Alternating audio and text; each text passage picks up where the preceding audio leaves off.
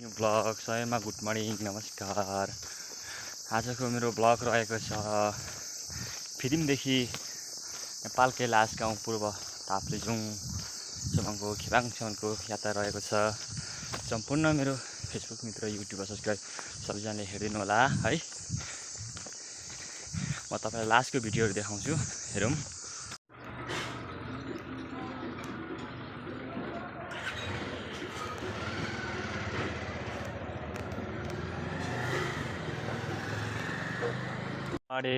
सबैमा शुभ बिहानी है। आज म यस्तो भ्यू देखाउँछु तपाईँहरूलाई है। यस्तो दामी छ, यस्तो भ्यू हेर्नु होला है। म ब्रस गर्न आँटिरहेको छु, दामी भ्यू छ है। पहाडी खेबाङ सागादेन स्कुल है। यो चाहिँ सबै अलैँचीबारी हो, खेबाङ सागादेन है, खेबाङ स्कुल। यो जुन यो भिडियो छ यो लामो ठुलो भवन यो खेबाङ स्कुल हो यो। त्यसपछि अलैँची बगान धेरै छ, जुन यो देखिँदैछ है सबै अलैँची बगान हो है। माथि माथि डाँडाहरू छ। अलैँची बगान छ यहाँ त, घरैभित्र अलैँची बगान छ। यस्तो घर छ, सबै अलैँची बगान छ। मकैहरू हल्का हल्का भइरहेछ। आज चाहिँ पानी परिरहेछ है हैन। चाहिँ रोड आज चाहिँ म नेपालकै पूर्वी लास गाउँमा छु। यो चाहिँ खेबाङ हो, यो चाहिँ याम्फू जाने रोड हो। सानो भिडियो बनाउँछु। यस्तो चाहिँ अलैँचीहरू पनि छ, टक्क बिहान बिहानै हिँडिरहेको छु म घुम्नको लागि। यस्तो छ यहाँ लेख भनेको, लेख हो अर्ग्यानिकको गाउँ भनेको। हरेक विषादीको खाना नहालेको खाना पाइन्छ। अब अलैँचीहरू धेरै छ। अलैँची यो त अलैँची फल्छ होला होइन, पछि हेरौँ त। राम्रै छ अलैँची। यो त जहाँसुकै पानी खाँदा नि भइगयो नि होइन। यो त फोहोर जस्तो फोहोर हुँदैन ताको फेरि एकदम अर्ग्यानिक। हरियो वन नेपालको धन।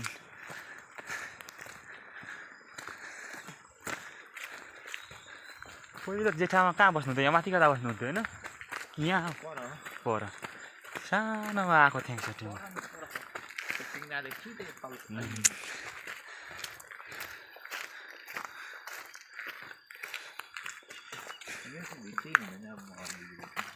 तपाईँको भिडियो हुँदैन।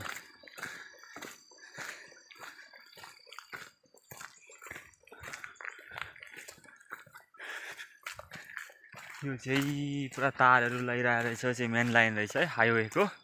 पुरा यो चाहिँ के भन्दा ठुलो हाइड्रोको बत्तीहरू आइरहेछ, जोडेको रहेन यहाँ चाहिँ। अब अहिले चाहिँ म टक्क मकैहरू पनि यस्तो रहेछ होइन। यहाँ चाहिँ मकैहरू पुरा मुका लागिरहेछ।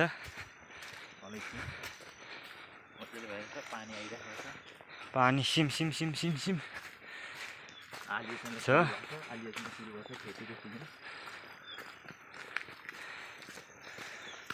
यहाँ चाहिँ अब खेती रोप्ने सुरु एकदम भइरहेछ। कोदाको बिउ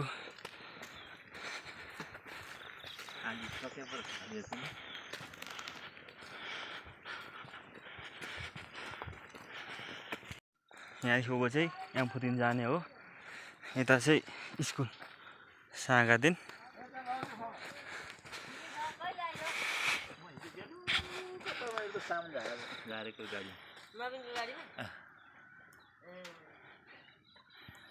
ठिकै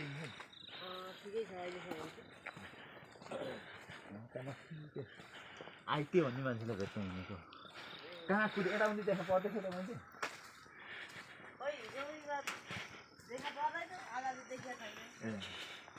हजुर दाजु कहाँ जानुभयो?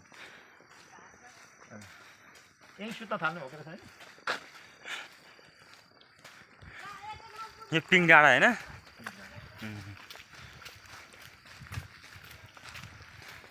अहिले हामी पिङ डाँडा टक्क आइरहेका छौँ। पहिलेको पिङ राखेर चाहिँ पिङ डाँडा भनेको भन्ने एउटा किंवदन्ती छ।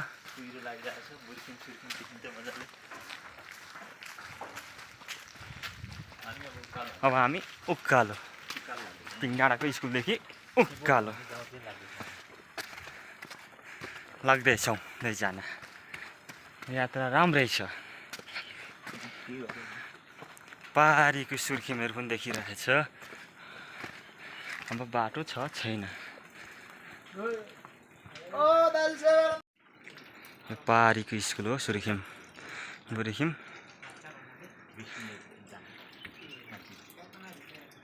स्कुलहरू छ। यो कसले बनाएको? पारी हेर्नु त, यो खेबाङ स्कुल हो। रम्लाको सिधा को जन्मिनुभएको छ, को जन्मेर देश विदेश पुग्नु भएको छ उहाँले कमेन्ट गर्नु होला है। म फेसबुक पेजमा राख्छु र युट्युब च्यानलमा राख्छु र टिकटकमा नि म राख्छु। उहाँले कमेन्ट गर्नु होला। जो खेबाङमा हुने वासीहरूले एकचोटि कमेन्ट गरिदिनु होला है। म राखिरहेको छु फेसबुक पेजमा, हेर्नु होला सबैजनाले। भीष्म डाँगी युट्युब च्यानल सर्च गरेर सब्सक्राइब पनि सेयर गरिदिनु होला।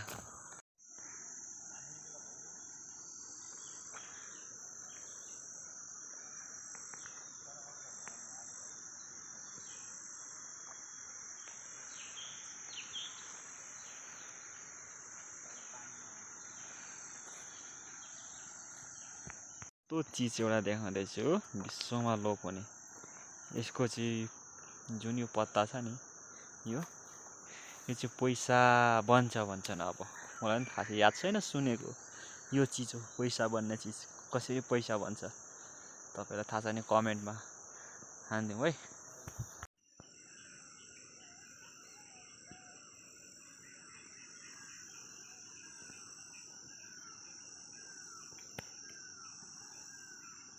यो चाहिँ कुन गाउँ है? मेरो फेसबुक मित्र हो। यो चाहिँ तपाईँले कमेन्टमा बताउनु पर्यो है। यति राम्रो गाउँ छ, कस्तो दामी गाउँ छ। हरियालो हरियो पनि नेपालका धन भन्ने चाहिँ छ। कुन गाउँ कुन ठाउँ हो त यो चाहिँ तपाईँले कमेन्टमा भन्ने काम है।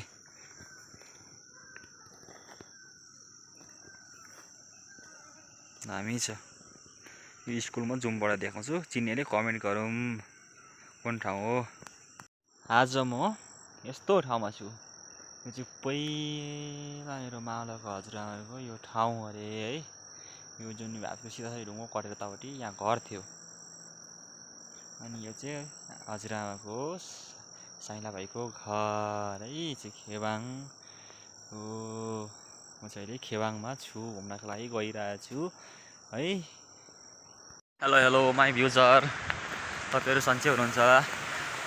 म चाहिँ अहिले एउटा प्रकृतिको नियम, एउटा किंवदन्ती, एउटा केही म विषयवस्तु देखाउन म तपाईँलाई गइरहेको छु। म तपाईँलाई देखाउँछु, हेरौँ होला है। के छ अलिपुरको ताप्लेजुङको अन्तिम गाउँ खेबाङमा छु म अहिले। आज भ्रमण गएको 3 दिन भइसक्यो। यहाँ त सोरीमा त खतरा रहेछ त।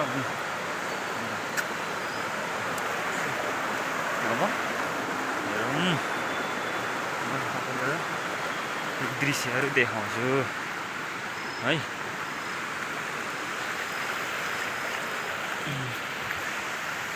खोला त यस्तो छ दृश्य।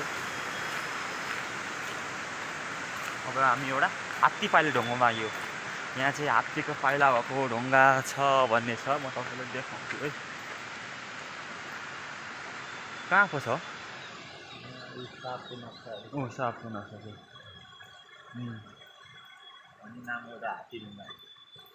एउटा सापको नक्सा भएको छ।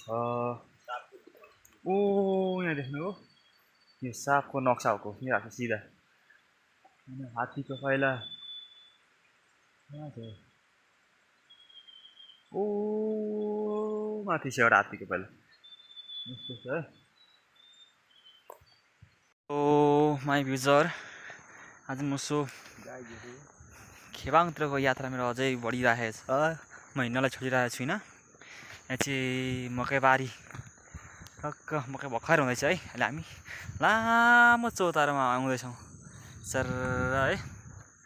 यो रोड यामफुदिन जाने रोड भन्छन्, मलाई थाहा छैन। अब म चाहिँ यो रोडतिर हेर्दै जाँदैछु, म डुलिरहेको छु है। कस्तो छ तपाईँले मन परेमा लाइक सब्सक्राइब सेयर कमेन्ट गरिदिनु होला भन्ने मेरो धेरै आशामाले तपाईँमाथि पुगिरहेको छु है। यो धोक्रे फुल रहेछ एउटा, देखेँ मैले हेर्न सेतो ठक्क। यो चौतारो हो, यो चौतारो हो, लामो छ चौतारो है।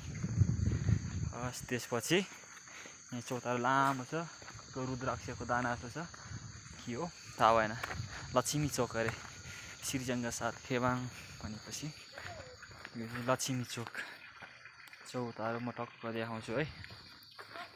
यो चाहिँ लक्ष्मी चोक भनेर चाहिँ यो बोर्ड हेर्नु होला। को आइपुग्नु छ यहाँ कमेन्ट गर्नु होला है। टक्क यस्तो छ। आजको मेरो न्यू ब्लग सर्ट छोटो ब्लग मैले मिठो बनाएको छु तपाईँलाई है। यो चाहिँ जङ्गल यात्रा है, हाम्रो पहाडी एरियाको जङ्गल यात्रा। अब यो चाहिँ म ऐसेलु मैले खाइसकेँ, तपाईँलाई म छेउमा देखाउँला कुनै भिडियोमा है। टक्क यसो चाहिँ हाम्रो पहाडी एरियाको जङ्गल यात्रामा भ्रमण चलिरहेको छ अहिले। हेरौँ जङ्गल यात्रा कस्तो भइरहेछ। टक्क म हिँडिरहेको छु। जङ्गल यात्रा राम्रो छ। यो चाहिँ हुत्तिसहरू छ, यो चाहिँ पार्टीहरू रहेछ है।